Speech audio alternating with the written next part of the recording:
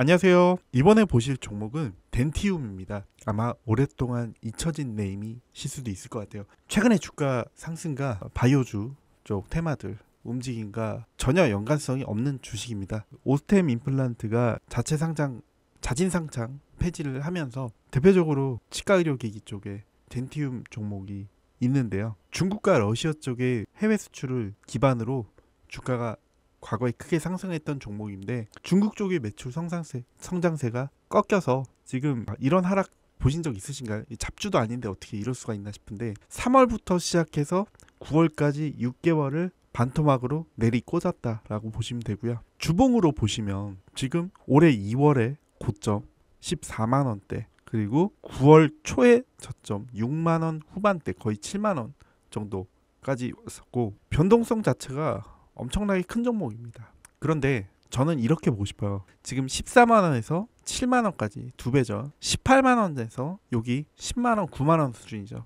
그럼 절반 정도의 조정은 과거에 일어났다라는 겁니다. 고점에서 반토막 정도까지 내려오면 위로 올라가는 모습이 나왔었다. 여기는 중국에서 모멘텀이 워낙 컸기 때문에 2023년에 7만원대부터 해서 18만원까지 크게 상승했던 모습입니다. 지금 시장에서 기대하는 거는 견조한 상승이죠. 물론 지금 숫자들이 그만큼 따라가지 못하는 모습이 올해 내내 계속 반복됐다는 것이고, 저는 지금 이 빨간 양봉이 향후에 상승할 수 있는 단초를 제공하지 않고 있나라는 생각을 해보게 됩니다. 이 종목 특이하게 볼 것은 OBV인데요. 고점을 찍고 난 후에 내려갈 때마다 매수가 별로 없었어요. 매수하고자 하는 세력 자체가 별로 없었기 때문에 그냥 매도하는 만큼 거래량 실리면서 그냥 계속 쭉 내려왔던 모습입니다. 팔면서 계속 OBV가 떨어졌죠. 많이 떨어졌습니다. 반토막이 났죠. 가지고 있는 물량의 반을 신규 투자자한테 넘겼다는 얘기고, 그동안 이 넘긴 주체 중에 외국인도 좀 있었고, 이 14만원을 볼 때는 20만원을 보고 아마 들어갔을 것 같습니다. 기관도 그렇고 외국인도 그렇고. 그러면서 제대로 된 반등이 한 번도 안 나오면서 주구장창 팔았다. 외국인과 기관이 계속 매도세로 일괄했고, 그리고 개인은 계속 샀다. 주가가 반등하지 못하는 이유죠. 개인만 사고 아무도 안 삽니다. 다 팝니다. 그런 모습이 지금 지속이 됐기 때문에 이 부분이 좀 아쉽고, 기관이 그래도 며칠 동안 순매수가 진입했을 때의 구간을 수급으로 한번 보시면 지금 며칠 연속으로 매수됐을 때 이 상승세의 모습이 나왔죠. 물론 그 이후에 바로 꺾였습니다. 그리고 이 상승세가 나왔을 때 또 상승하는 모습이 있었고, 그리고 또 기관들이 며칠 연속으로 사는 모습에서 좀 주가가 상승했고, 여기도 마찬가지입니다. 여기도 마찬가지죠. 결국 이 덴티움은 기관의 매매 패턴을 따라갈 수밖에 없다. 기관이 순매수하는 걸 보고 좀 따라 들어가서 관리해야 되는 종목이라고 보고 있고요. 제가 덴티움을 말씀드리는 거는 코리아 밸류업 지수 구성 종목 때문이죠. 헬스케어 쪽에 여기 포함이 돼 있습니다. 덴티움 같은 경우에 분기 실적의 변동성이 매우 크다. 하지만 주가가 너무 많이 빠져있는 상태다. 들어갈 만하다라는 이슈가 반반 의견이 나눠지는 것 같습니다. 증권에서는 결국 덴티움의 핵심은 중국과 러시아인데, 동사의 핵심 국가인 중국의 분기 매출 성장세가 433, 585, 602 예상 660, 그리고 2024년에 2019억, 24년에 2280억으로 성장세 계속 나오고 있고, 러시아 연간 매출 성장세 연으로 보면 382억에서 400억으로 지속될 것으로 전망을 한다. 그리고 여전히 중국에서 높은 시장 점유율이 유지되고 있는 것으로 파악하고 있기 때문에 향후에 빠른 실적 개선이 가능할 것으로 전망한다라고 의견을 8월에 내놨습니다. 현재 24년의 실적을 놓고 보면 과거에 주가가 좀 높았을 때 훨씬 못 미치는 이 수준 10을 기록을 하고 있고요. 그럼 주가가 왜 그렇게 조정을 많이 받았냐라고 말씀을 드리면, 치과용 장비 매출의 회복이 더딘 상황이라고 합니다. 지금 돈이 있어야 사람들이 치과도 가죠. 큰 돈이 드는 진료이기 때문에 지금 아래 공포, 경기 침체, 금리 인하가 되면서 경기 회복이 중국과 러시아의 경기 회복을 이끌 것으로 보지만, 또 반면에 금리가 하락할수록 경기 침체가 되는 것과 맞물리면서 치과 진료가 과연 예전처럼 정상화 될 수 있을까에 대한 의문이 생길 거고, 그렇기 때문에 장비 도입을 주저하게 되는 이런 효과들이 나타날 수 있다라는 거죠. 그렇기 때문에 지금 장비 매출이 떨어져서 현재 주가가 지금 계속 꼬꾸라지고 있는 상황이다라고 말씀드릴 수 있겠고, 이 러시아 매출이 3쿼터로 이연이 됐다고 합니다. 2쿼터의 숫자가 어느 정도 나왔어야 되는데 3쿼터로 숫자가 미뤄지면서 발주가 미뤄지면서 매출과 영업이익이 인식을 못했다라는 것이고, 방금 제가 말씀드린 부분은 정리되어 있습니다.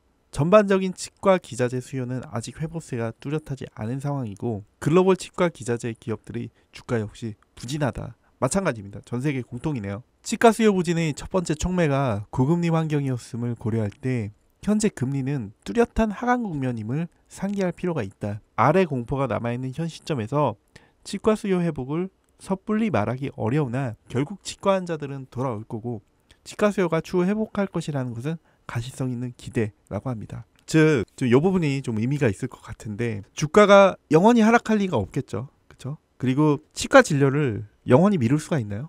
없습니다. 언젠가는 살아날 수밖에 없죠. 죽기 전에 이빨을 안 고치고 죽지는 않겠죠.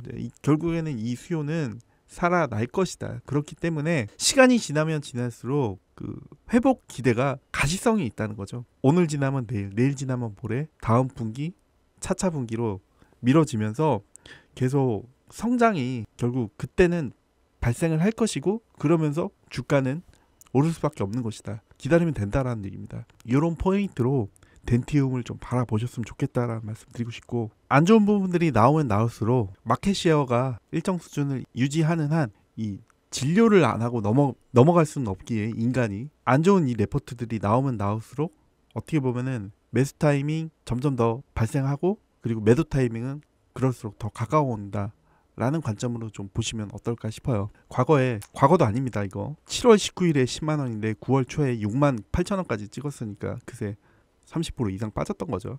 두 달 동안만. 시단기 재치의 하회의 가장 큰 원인은 중국과 러시아의 6월 수출 부진으로 추정되고요. 중국 수출 물량이 6월 이후 부진한 것으로 파악된다. 러시아 수출 물량도 6월 선정 물량이 7월 8월로 이연된 것으로 보인다. 그런데 그러면은 수출 데이터에서 아마 7, 8월에도 이게 찍히지 않는 모습이 관측이 되지 않았을까라는 생각 듭니다. 그렇기 때문에 주가가 7, 8월에도 계속 밀렸겠죠.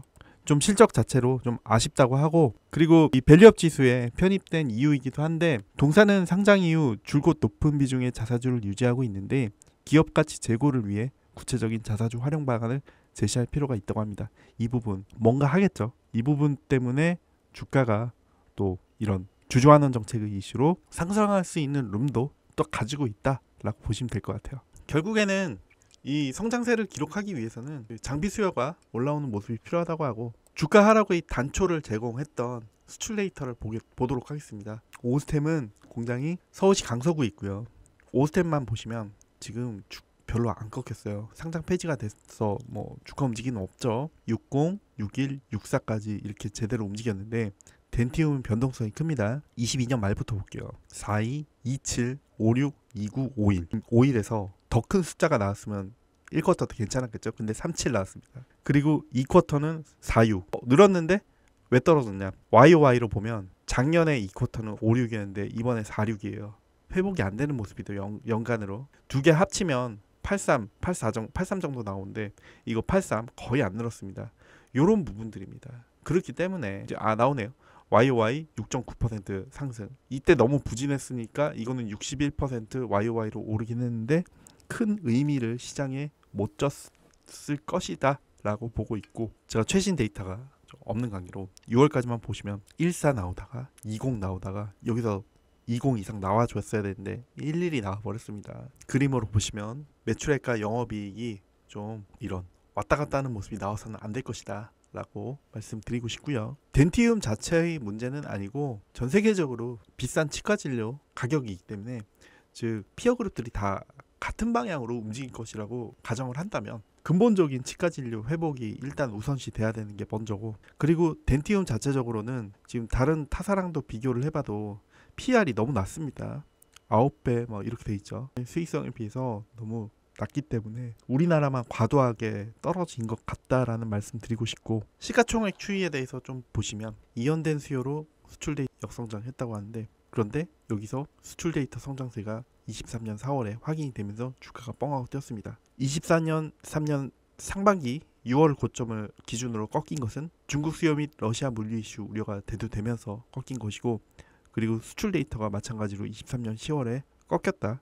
그러면서 쭉 하락했고, 그런데 저가 매수세는 유입됐다. 올 초에 그래도 해외 업체의 긍정적인 중국 업황 코멘트가 이어지고 실적 기대치가 상회를 하면서 반등을 하는 모습이었는데, 그 이후로는 이 실적 자체가 수출 데이터도 꺾이고 영업이익 기대치 하회하면서 하락하는 모습 나오고 있어서, 반등하는 키가 일단 우선적으로는 수출 데이터에서 한번 찾을 수가 있기 때문에 이 부분 좀 10일마다 10일, 20일, 30일마다 확인이 좀 필요한 상황이다라고 말씀드릴 수 있겠고, 또 하나 마지막으로 주가가 낮아진 이유는 PER이 낮아졌습니다.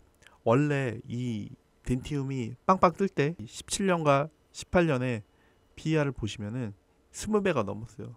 그만큼 앞으로의 성장 기대감이 되게 컸다라는 거죠. 그런데 코로나가 터지고 물론 그 이후에 실적이 회복을 하면서 15배까지 올라가는 모습이었다. 하지만 중국 관련한 성장 기대감이 너무 그 이후에는 떨어졌어요. 떨어지면서 현재는 PER이 10배 이하에서 거래가 되고 있기 때문에 그 실적과 PER이 따로 놀진 않습니다. 어떻게 보면은 더 레버리지를 키운다고 해야 될까요? 실적이 오르면 PER도 오르고 실적이 떨어지면 PER도 내려가죠. 중국에 대한 기대감과 실적 자체가 내려가면서 10배 이하로 내려가는 이런 큰 주가 하락을 맛보고 있기 때문에, 일단은 둘 중에 우선을 따지라면 실적이고, 실적을 앞서서 수출 데이터가 올라오는 모습 확인되어야 될 것이다 라고 말씀드리고 싶습니다. 구독자분들 대상으로 1000만원으로 1억 만들기 프로젝트 진행 중에 있습니다. 여러분들 2020년에 알테오젠, 21년에 첨보 HMM, 23년에 에코프로, 이런 종목들 제때 다 따라가셨나요? 이런 대표 테마 종목들을 포트폴리오에 미리 편입하셔야 포트폴리오 수익을 높이실 수 있습니다. 현재 무료로 1000만원으로 1억 만들기 프로젝트 진행 중이니까요. 관심 있으시다면 하단 문의 링크 터치 후 구독이라고 문자 한번 남겨주시고요. 문자 남겨주시면 현재 테마에서도 펀더멘털이 살아있어 들어가셔서 수익 보셔야 할 종목, 아직 갈 자리가 남은 종목들 말씀드리도록 하겠습니다. 매일 5% 10%씩 꾸준히 수익 보는 습관을 들이시면 원금 회복은 물론이고 계좌가 변화하는 기적을 보실 수 있습니다. 그 기적의 순간까지 여러분들과 함께 하도록 하겠습니다. 오늘도 영상 유익하셨다면 구독, 좋아요 한번 눌러주시고요. 감사합니다.